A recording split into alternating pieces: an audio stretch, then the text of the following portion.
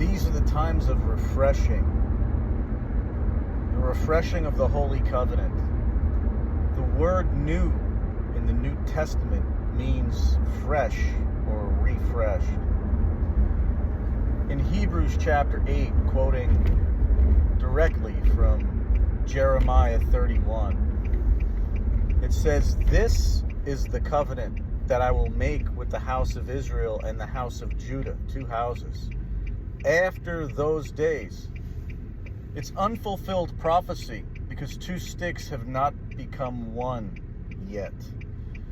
And also, we clearly do not have the Ten Commandments written on our hearts, because if we did, the entire Christian church would not be apostate as it is, since we were born into the great falling away.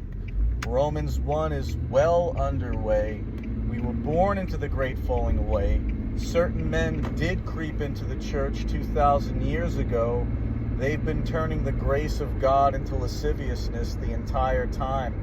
And so the entire world, especially the church, is outside of covenant, because the everlasting covenant is the Ten Commandments.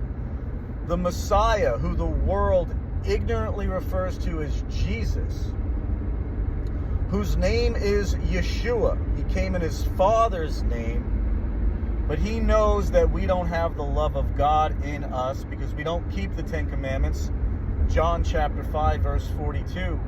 Therefore we have received the counterfeit, who came in his own name, Jesus. Hippie Christmas TV, Jesus Baal. The true Messiah, Yeshua, came in his Father's name, Jehovah. Yeshua means Jehovah saves. Rome changed the Sabbath day. They changed his name, and they put unclean creatures on the menu because they hate us, and God uses evil men to buffet his children, and his children have been buffeted to the point where they're under a tremendously strong delusion.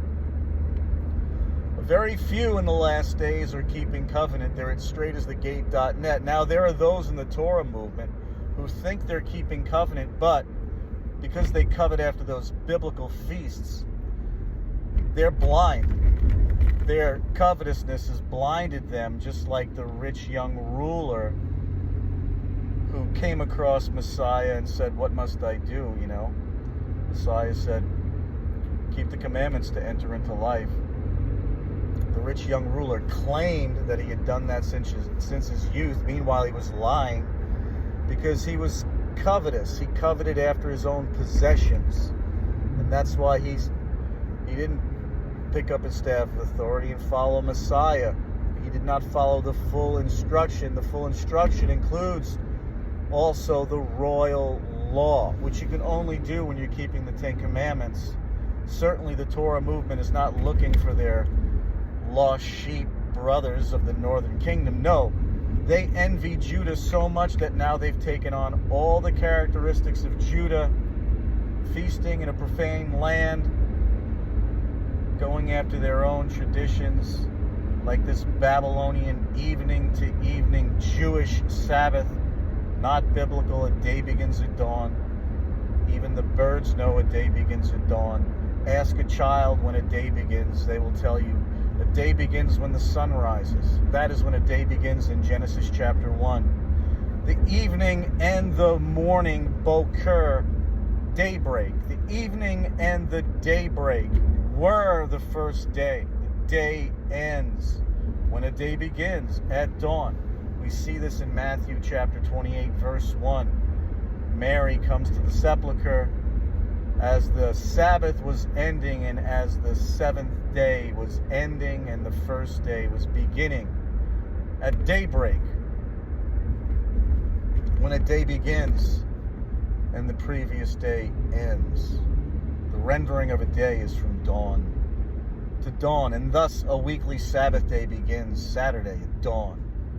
Don't get confused with those high Sabbaths. High Sabbaths, there's a second instruction for high Sabbaths because they're unique from the weekly Sabbath. Otherwise, there wouldn't need to be an instruction regarding high Sabbaths beginning at evening.